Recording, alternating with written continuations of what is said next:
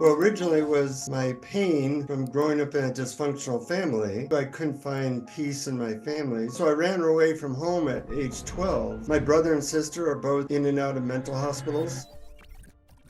This is Jonathan Robinson, author of Shortcuts to Bliss, and he says that performing meaningful acts of kindness is one of the best ways to instantly improve your life. My name's Jonathan Robinson. Jonathan's written over 10 books. They've been translated in over 47 languages total. I want to talk about how to find happiness now. I had a little voice, intuition or God or something. They all had the same message. Let's take a deeper dive in the world of spirituality and psychedelics. A lot of people get into spirituality through psychedelics or meditation. I did both. LSD and psilocybin, magic mushrooms as they're called here, kind of help you to experience a potential oneness. It can really be like a launching pad to a whole other world if you're ready for it. And you said different kind of love. What does that mean? Yeah, we are love. We merge with the frequency of love. And that's what gurus and religious figures have talked about for thousands of years. If mind is not that useful, why are we celebrating mind in this life? When I know that it's coming in the way of relationship, love, peace. Well, that's a really big question. Well, mind is very useful for making money. And we unfortunately have a world that's very focused on that. You have met Mother Teresa. I asked her, how do you meditate? And she said, well, I don't really meditate, I pray. But the Dalai Lama knows a lot about meditation. Would you like his phone number?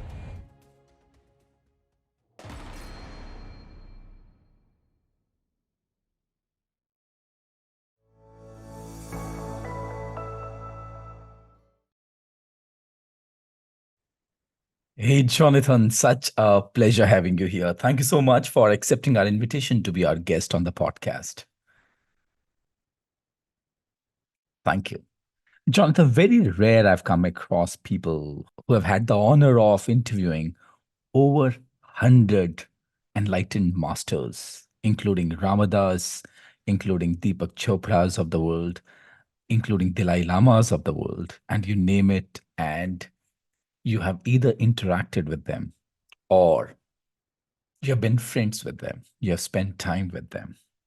Tell me, what intrigued you to initiate this project called Enlightenment Project? Well, originally it was my pain from growing up in a dysfunctional family. And I knew I couldn't find peace in my family, so I figure I might try to find it in myself. I do have the ability to be persistent. So I thought, well, the way you learn tennis is from a really good tennis player. The way you learn inner peace is from somebody who's found it. So I went on pretty much a 40-year guru search. And I interviewed everybody from Mother Teresa to the Dalai Lama. And I was always asking for their best methods and hoping that some of those methods worked for me.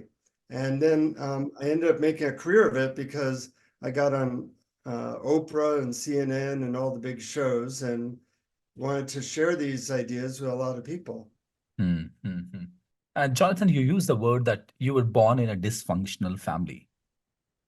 I'm a firm believer that all of us come from a dysfunctional family. I'm a firm believer that the major portion of us as human beings, we don't know parenting. You are using this statement that I come from a dysfunctional family because not many people would be very comfortable talking about that. Tell me, what do you mean by dysfunctional family? Yeah, I don't mind talking about it. My parents really seem to enjoy arguing and hitting each other. And that often led to them hitting us. So I ran away from home at age 12, eventually lived with another family for a while. It was just very stressful, my brother and sister are both in and out of mental hospitals. So it was, pretty intense. And a lot of people, as you say, have difficult family situations. But I had a uncle who was a hypnotist, and I saw him turn my sister into Mick Jagger in 5 minutes. And I thought, gee, I wouldn't mind being Mick Jagger or a pop star or thinking I was somebody else other than a suicidal teenager. So I learned about hypnosis and meditation, just ran with it. I have not come across many teenagers who have suicidal tendencies to find their solace in this kind of work. In fact, few days back, I was talking to a friend of mine. At an age of 11, she started boozing. And at an age of 14, she was taking drugs. At an age of 21, she was surrounded with drug agents and pimps. And here you are giving me a very different picture of another teenager who come from a broken family, had suicidal tendencies. What was it for you that either pulled you in this space or you pushed yourself in that space? Mhm. I do remember once when my parents were screaming at each other in the car, I had a low voice. I don't know what to call it, intuition or God or something, but it said, if you had control of your mind, this wouldn't bother you. And that peace and love are within. Of course, when I met, people like Papaji or Ram Dass or all these other gurus, Sai Baba, they all had the same message, find peace and love within yourself. Jesus said the kingdom of heaven's within. Buddha said we all have our Buddha nature. So it was interesting when I started interviewing them, I'd always ask them what the purpose of life is. And they all said the exact same thing, that the purpose of life is to find peace and love within and then serve people. And that was pretty simple, but it's hard in this day and age where everybody's so busy and distracted to do that. But I found that, life goes better when you can find peace within. And, I've been able to write books about what I learned, and things are good now. Things are really good.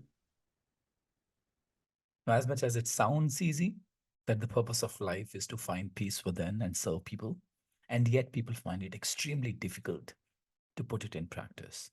At least I find it extremely difficult to put it in practice. Why? Well, we're all in a culture or a cult that is focusing on programming us or conditioning us that peace or happiness are outside of ourselves. As soon as I have more money, as soon as I have a better relationship, as soon as I have a nicer house, then I'll be happy.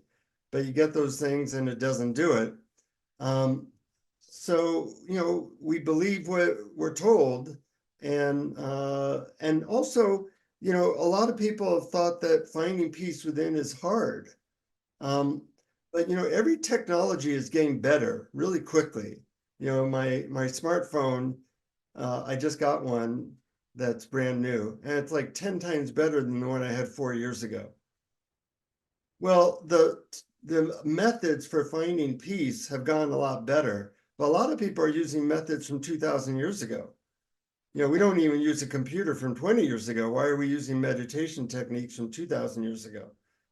So I find when I teach people certain methods that they go, oh my God, I've been feeling more love and peace than I've felt ever. And that only took 5 minutes. So I wanted to share those methods with a large group of people. And luckily, Oprah and all the other big TV stars wanted to know the methods as well. And that is one of the topics that I wanted to touch base on. What are the different methods that could help people to find their inner peace? Of course, we'll touch on that. However, I would still want to walk with you while you were interacting with all these leaders, interacting with Mother Teresa, interacting with Deepak Chopra, interacting with Ramadas, interacting with Dalai Lama. While you were approaching them and somehow magic happened and the providence supported you and you were in front of them. What is that one common thread that you found in all of them? Well, I think there's a couple, but one of them for sure is their desire to serve people. A lot of them are really focused on helping people, and you feel that in their humility and in their energy. I found them all very kind. Most of them had a really good sense of humor. With the Dalai Lama, we were laughing for a long time. Yeah. Yeah. And I think they appreciated that I didn't treat them like a god. I treated them like a person. Sometimes if you're either a rock star or a guru, everybody kind of treats you differently. And I was just myself and said my opinions, and I think they found that refreshing. And who is your favorite? I'm sure you would have loved interacting with all of them. As you mentioned, Dalai Lama, he has got extraordinary sense of humor. He can laugh, he can smile like a child all the times. And Deepak Yeah. Chopra has a very different presence. Uh-huh. So who's your favorite and why? Well, Ram Dass became a pretty good friend. A lot of people get into spirituality through psychedelics or meditation. I did both. In fact, my most recent book is about a drug called MDMA or ecstasy. And I think these things can all help, but Ram Dass was fired from Harvard in 1962 for promoting LSD, and later changed his name to Ram Dass when he found his guru in India. So he was a lot of fun. We would share a lot of laughs together, and he also was very good in guiding me. I mentioned a story to you earlier, Gaurav, that some of these people I had to be very persistent and to meet them and connect with them. Ram Dass called me one day and said, I don't do these interviews anymore because I get so many requests. I want to instead focus on serving people. But he said, I've never seen anybody as persistent as you. So I'm calling to see if you're a complete lunatic or if you're on a mission from God. And I said, well, I'm on a mission from God. So he said, okay, I'll do the interview. You sound like me. Let's take a deeper dive in the world of spirituality and psychedelics. Well, to me, they're a little bit connected in that spirituality and psychedelics can both show you that things are not as they seem to our normal mind. Yeah. That there's a whole world outside of our little chatterbox that we live in. And there's an experience of expanded love, oneness, inner peace that spirituality, religions can help you find, but psychedelics often can get you to see that picture very quickly.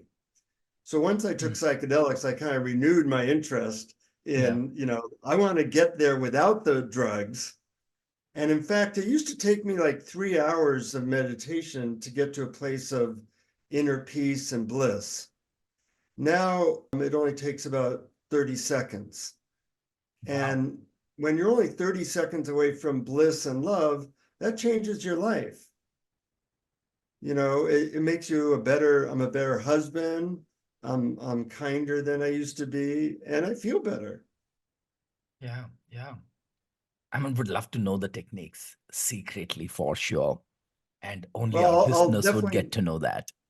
I'll give you one or two during this interview. If people want to know more, I wrote the book, The Enlightenment Project, and this book, Ecstasy as Medicine. And I go a lot into techniques because I do think people need to find what really works for them. Not so much what religion works for them, but what method in any religion really brings them to a place of peace and love very quickly. So let's take a dive in psychedelics. What are the myths that people have around psychedelics? We tend to think that they're all the same, but there's a lot of different ones that do different things. LSD and psilocybin, magic mushrooms as they're called here, kind of help you to experience a potential oneness. But people also have bad trips too. So you want to do these things under the best conditions possible, not at a party. You want to take them carefully. When Ram Dass fed a massive amount of LSD to his guru, it had no effect on him. He said, well, that's where I live. That's my experience normally. But they can certainly help you see that your mind is crowding out a lot of good stuff that we normally don't see. And when I took LSD, I realized that 10 seconds of this experience was worth a lifetime of effort because it was like being on a whole other planet. And then I discovered MDMA, which is also called ecstasy. And that helped me to know what real love was like. I didn't really know that until I tried that medicine. So that has a whole different use. And in the United States, they plan to make that particular drug legal. It's been illegal for 40 years, but they found that it is so effective in helping people overcome trauma and anxiety that it will soon be a medically prescribed drug. They've never done that before in the history of the United States, but it took 40 years of studies and $40 million, and it just proved that this works wonders. So let's make it legal again. Yeah. So, Jonathan, I'm very curious to know what happens inside the brain. What you are saying is that in that moment, in that 30 seconds, you experience that sense of oneness. You come out of the clutter that we all live in and you experience love. So, what happens technically inside the brain that allows us to step into the new world of oneness? One of the things that happens is there's a part of the brain called the amygdala. And the amygdala is kind of like the lizard part of our brain. It makes us feel fear a lot, fear or anxiety. And what it does, these drugs do, is they decrease blood flow to the amygdala. So we don't feel as much anxiety or fear that we normally would feel. The other thing it does is it increases what's called serotonin, one of the neurotransmitters. And what's happening is normally our brain is eliminating a lot of stuff. Like you're not aware of how your foot feels. You're not aware of that there's a frequency of love in the room normally. But with these medicines, they open up like a camera aperture. So you experience more things, not just living from your mind, but more from your heart, more from your entire soul. And you also use the word in between that you experience love in a different way, provided we are in the best conditions, when we take it in the right manner. One, what is love? Second, what do you mean by best conditions? Well, best conditions means usually in a comfortable place with supportive people or no people, maybe one friend there just to watch over you. In America, I am a psychotherapist, so I often guide people on these trips. I'm there to make sure that they feel good, if they have a hard time, to guide them in a better place, and to also work on issues from their past that they can then get over very quickly. It's like doing 3 years of therapy in one day. You want to avoid like a party atmosphere or an atmosphere that's out of control. You want to do it when you're in a good mental set, not after your girlfriend or boyfriend broke up with you. So those things I talk about a lot in my books. When you do that, it can really be like a launching pad to a whole other world if you're ready for it. And you said different kind of love. What does that mean? Yeah. So my definition of love might be how like radio's frequencies and cell phone frequencies are all over the place. You just need a smartphone or a radio to tune into it. Well, think of that. The universe is suffused with this frequency of love. And if we know how to tune ourselves to it, we tune into this great feeling where we just love everything. We love how beauty is. It's not so much that we're loving a thing, we are love. We merge with the frequency of love. And that's what gurus and religious figures have talked about for thousands of years. You know what I'm listening, Jonathan, is that in that state, our ability to accept and love people, accept and love situations, love and accept ourselves, love and accept the world around us is at a very different level. And you mentioned that in 30 seconds, you step into that world. I'm wondering in my mind and I'm questioning myself, if it is that easy, what's stopping most of the human beings to embrace love in their lives? What am I busy with? Something because of which I am creating a wall between myself and love, where I cannot see myself, I can't see the other people, I can't accept the situations, I can't embrace the world that I'm a part of, and rather I am being a reason to spread unhappiness around. Why? Why would we do that? 100,000 years ago, there were two types of people: those who were worriers and those who were lovers. The worriers, the fearful people, they would hear something in the bushes or like something move in the bushes, and they would get hysterical and they'd scream and they'd say, a lion's about to eat us, and they'd run away. And they would survive, and their kids would survive. So we are the descendants of hundreds of thousands of years of fearful people. So our mind is always looking for problems. It's always like, well, what if that happens? Or I won't have enough, or it's geared towards get us to survive. But nowadays, there aren't many tigers chasing us, but we still have a mind that is like afraid that, oh, that person gave me a dirty look. That's a problem. Now, the lovers 100,000 years ago, they'd just be loving each other, and they'd hear something in the bushes and they'd say, oh, it's just the wind, and a tiger would eat them. So we don't get their genes because they were eaten by tigers. So we have these minds and we get lost in the mind. We don't realize there's other parts of our being. There's other parts, rooms to the house that were going kind of unexplored. You said that we did not get their genes because they were eaten by the tigers. So would it be a fair assumption to make that how can I integrate being a warrior and being a lover? So how can I integrate that space so that I don't perceive everything as a threat around me?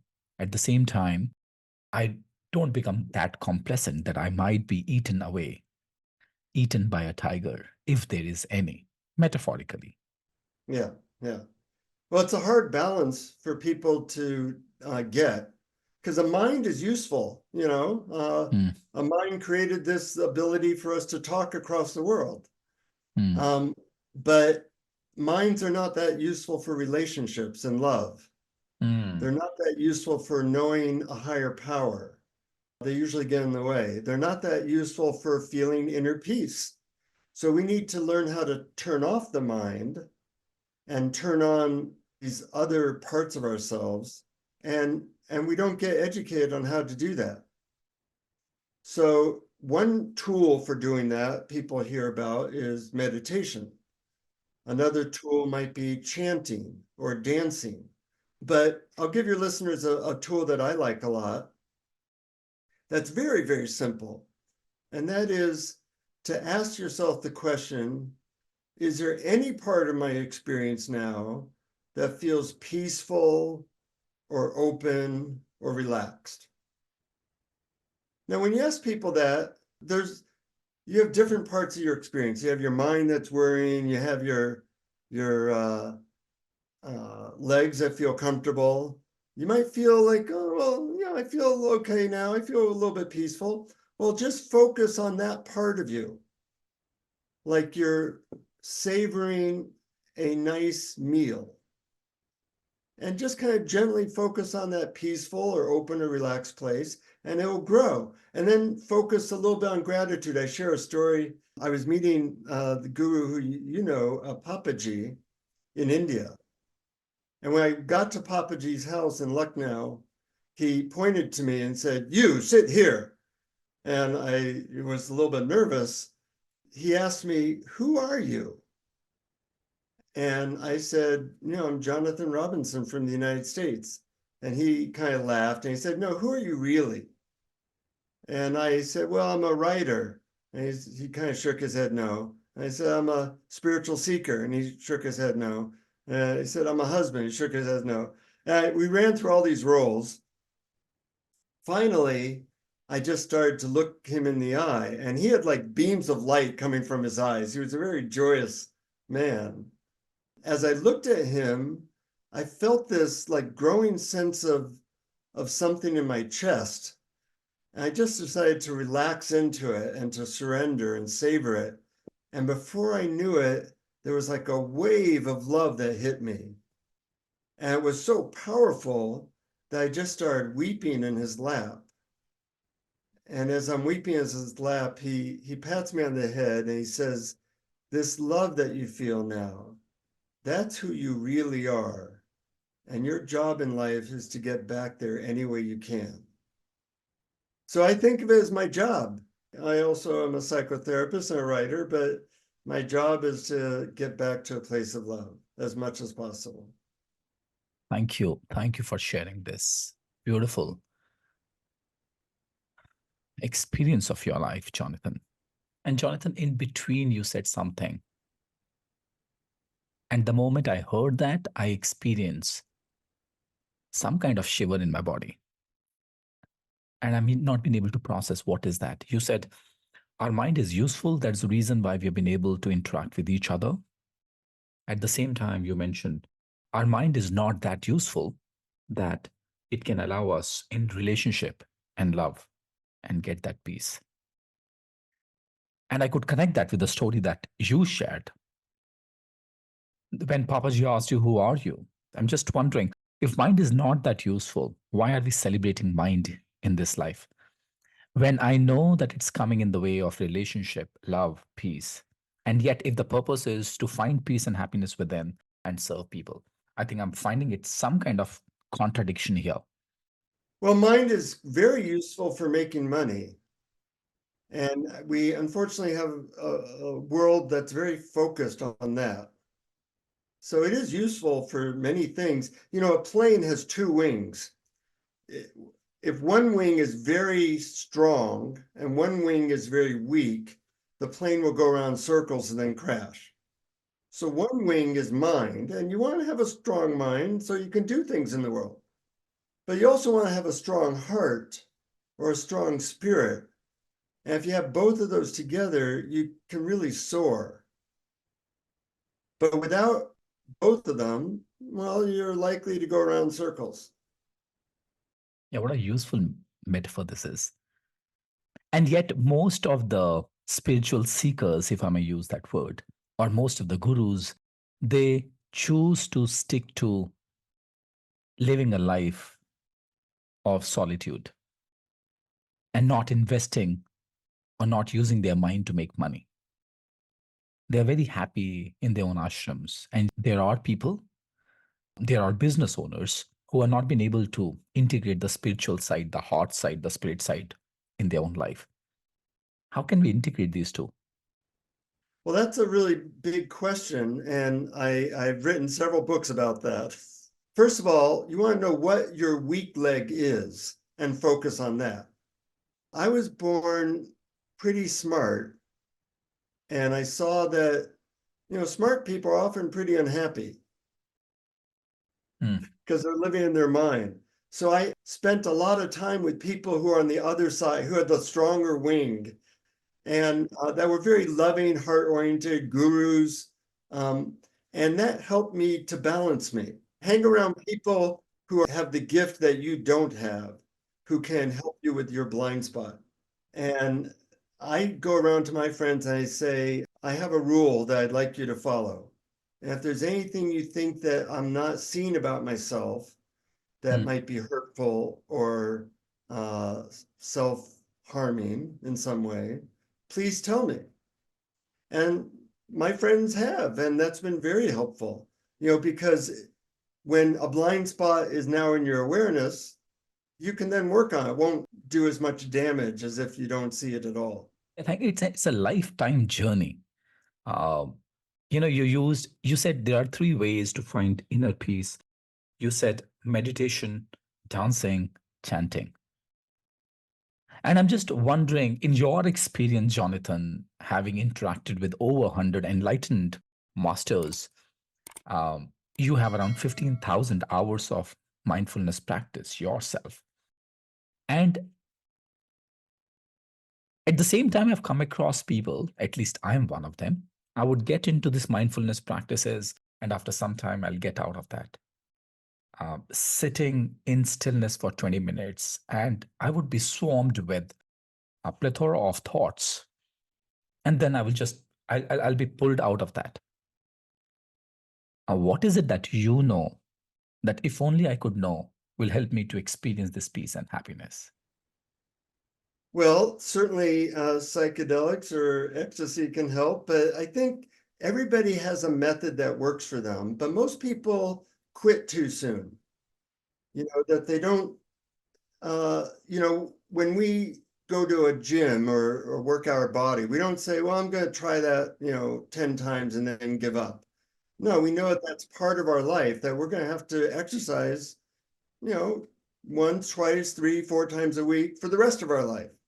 And then we'll keep in shape. Well, the same thing is true for our heart and soul, that we have to find what opens our heart.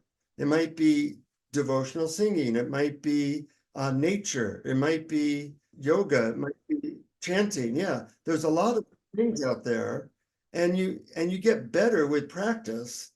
So I decided at a young age I was going to spend a half an hour every day meditating no matter what. At age 2, I made a decision as well that if I need a toilet, I'm going to find one. And I've been good with both those commitments. If I need a toilet, I find one. And every day I make sure I meditate at least half an hour. Yeah. I can create a distinction between being disciplined and finding a ritual for yourself. If only I could find a ritual, I would stay committed to that. Modern day life gives us a lot of stuff. It gives us the ability to talk across the world instantly. It gives us access to transportation and hot and cold air and all these things. But it comes with certain prices. And the price is that life is continuously stressful now. So we have to have some way of releasing stress and getting totally open that works for us. And that's just part of what should be modern day life at this point. Yeah. So Jonathan, please take us through what are the different ways that could help us to find our inner peace and love within. A story of another guru in India that gave me a great technique and has made a big impact. When I talk to a lot of these teachers, a lot of them emphasize the importance of gratitude. But I'm too lazy to do a gratitude journal. But I was inspired when a friend of mine came back from India and he was all lit up. He looked like so happy. I said, what happened? He said, my guru gave me a magical mantra that helps me to feel gratitude all the time. Well, I said, tell me what the mantra is. I always want the best techniques. And he said, no, you got to go to India yourself and get it directly from the guru. So I went to India. I'd been there before, but I went all the way to India just to get this one mantra. And that's 18,000 miles away. And then I took a rickshaw for 4 hours. Then I'm in line for 3 hours to talk to the guru. I'm kind of annoyed because I just want the stupid mantra, whatever it is. Finally, I talked to I'll try my Indian accent. I told the guru I wanted this special mantra, and he says. And what was that? What was that Hindi accent? So my Indian accent is, yes, my mantra is the most powerful mantra on earth. And, so he leans into my ear and he says, whenever possible, repeat these words. The mantra I give you are the words, thank you. Well, I look at him like, well, you're kidding me, right? But he was totally serious. And finally I said, that's it? And he said, no. That's it is the mantra you have been using. That makes you feel like you never have enough. My mantra is thank you, not that's it. That's it will take you nowhere. Well, I'm all annoyed. So I say, well, thanks for nothing. And he says, no, thanks for nothing is not the mantra. You must say it from your heart. So when you eat good food, say thank you. Or when you see your child or sunset or your pet, say thank you from your heart. And soon you will feel overwhelming gratitude. Well, I traveled all that way, so I started to do that. I got into a taxi in Lucknow, and it had air conditioning, and I was, very hot in India. So I said, oh, thank you for this air conditioning. And then, I get to my hotel and there's a clean bottle of water. Thank you for that. I kept doing that. We live better than kings lived 100 years ago. But if you're not feeling grateful, or thankful to God or the universe, you miss it. So that is a very simple technique that actually, if you keep doing it, it works quite well. Yeah. Jonathan, it reminds me of my interaction with my mother several years back. And this is one story that I've shared on this platform, on several platforms, several times. She was making curd. And while she's making curd, she was, of course, following the same process of in the yeast, she would add boil milk. And of course, they would keep it for some time and they would wait and the process will take place. Now, while she was doing that, she was saying, Vaheguru, Vaheguru, Vaheguru, Vaheguru, Vaheguru, Vaheguru. I used to call her Mata. I said, Mata, why are you disturbing Vaheguru for such a small thing? She said, at no point in time, I would want to live under the impression that it's happening because of me. This is my way of expressing Shukrana. This is my way of expressing my gratitude. And I think if there's one value that I make a sincere attempt to live from is Shukrana. So, Jonathan, Shukran for sharing this beautiful mantra that you had to travel over 24 hours, 18,000 miles to get and sharing that with such ease. Jonathan, I know it. Gratitude is probably the most profound mantra one can live with. You know it. All the listeners who are listening to this podcast, they know it. And yet we choose to focus on things which are not serving us. There are occasions where I let go of a friend of mine because of something that he did that was not in alignment to what I was expecting. I was expecting something from him. He did not deliver. In my mind, I rejected him and I stopped talking to him. And in that moment, I forgot everything that he has done for me. I wrote a cross in front of his name. And then above that, I continued to blame him as well. What happens in the mind when I choose to reject the other person and choose whatever you call it over gratitude? Well, we blame, and doing that actually feels powerful, feels good in a certain way. Just like sugar feels good, but it's not good for your soul, it's not good for your body. And we live in a culture or a cult that is very into blame. So we fall into that hole because everybody around us is doing it. So in your book, Enlightenment Project, you have spoken about something that caught my attention, where you have mentioned about the alchemy of money. And then tell me about money, because I personally believe that money is one of the reasons because of which most of us are not that happy, because we are always comparing ourselves, what I have and what you have. I do have a lot in the Enlightenment Project book about the relationship of money to spirituality. I used to think that money was just for selfish people, but once I associate it with helping people or even helping myself, I had to do a lot of travel to meet all these people. When I associate it with what was really important to me, finding love and helping people, then it was a lot easier for me to make money. And now I give a lot of money away, and I also treat myself pretty good. Yeah, yeah. And another part of that book where you spoke about grace, miracles, and motivation. Grace is one of my favorite words. And I say that everything that's happening to you is the result of the grace that you have been blessed with.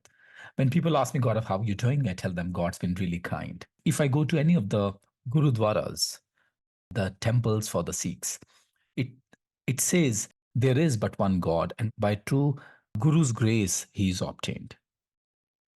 What is grace, and how can I invite grace in my life? Well, you're asking great questions. That's a little bit above my my pace grade, but I will give you my answer. I've found that when a human being makes really sincere efforts towards knowing their soul, of knowing God, or whatever you want to call a higher perspective, that there seems to be some force that is also helping us and can lift us up. And sometimes it lifts random people up. You know, they were walking down the street and boom, they become enlightened or whatever. But for most of us, you know, we have to show our sincerity. And when we do, either other people help us, or God helps us, or something happens that kind of completes a circuit. And so I call grace the force of the universe that is helping us to evolve and become more enlightened. Yeah, yeah. And when you were on that journey of interviewing all those people, what do you think? What was that universal force that helped you to reach to these people? I mean, what else would you expect? You have met Papaji, you have met Ramdas, you have met Dalai Lama, you have met Mother Teresa. I mean, what else would you ask for in your life? Well, you know, I'll show you how grace intervened in terms of Mother Teresa. It's an interesting story. I didn't have the money to go to India in 1993, and there was no internet, but I wanted to talk to Mother Teresa. So I went to the library and found a phone number for Sisters of Charity, the organization she started. And in 1993, calling a number in India and having it go through would be a miracle. It just didn't happen a lot back then. Things are different now. But I figure I tried calling it. So I call this number and a woman picks up the phone. And I tell this woman, you know, I'm a writer, I'm writing this book where I interview spiritual leaders. Do you know anyone who might be able to get a message to Mother Teresa? And the woman says, yes, I do. This is Ma. And I said, Ma, do you know anybody who can help me in this way? And she says, yes, this is Ma. And I realized the voice sounded familiar. I said, this is Mother Teresa? And she said, yes, how can I help you? And I tear up, I'm like blathering at this point. And I said, I didn't know what to say. So I said, you answered the phone? And she said, yes, I normally don't answer the phone, but it was ringing when I walked by. How can I help you? I said, you know, I went into my thing of, I'd like to interview, you know, you for this book. And she said, oh, I have some time now. So I asked her these questions. She was very kind and humble. I asked her, how do you meditate? And she said, well, I don't really meditate. I pray. But the Dalai Lama knows a lot about meditation. Would you like his phone number? And I go, yes, I would. So, you know, that's like a miracle. That's grace intervening because I was sincere, and she answered the phone when she normally wouldn't answer the phone. Yeah. I mean, if you don't call this medical, what else? If you don't call it grace, what else is? So, Jonathan, please help us. What is it that as individuals I need to know that could help me to step into the space of stillness and beingness and peace and love? Anything that you may want to share that might help me to find that connection with myself? Well, most people have experienced love. I love my wife. I love my dogs a lot. So every morning I just look in my dog's eyes and I think of how much I love them. Or I have pictures of fun times with my wife and other people I care about. And I just feel my connection to them. And that's a little meditation. I call that the 5-minute love meditation. Just animals are great that way because dogs especially, they're very loving, and feeling that connection and getting practice going into the heart from the head is a really nice skill. It makes all of life better. I think that itself is a beautiful sharing that might help us. So what I'm picking up primarily is, one, how can I put into practice a little mantra that you have learned from one of the gurus in India, which is thank you. Blame, it's not at all allowed. Sincere efforts can help us bring the force of universe to help us, what we call as grace. And as you mentioned, about the love meditation. Everybody's different. Find what works for you. Yeah. Jonathan, thank you so much. It was an absolute grace that helped me connect with you. Well, when two souls meet, it's always a wonder, and I hope that something I said is useful to your audience. It's very useful, and I'm sure we would love to have you again for another conversation sometime soon. I would love to hear more stories, more interactions, where with every conversation you were inching towards finding that you are love. Mm-hmm. Yeah. Shukran.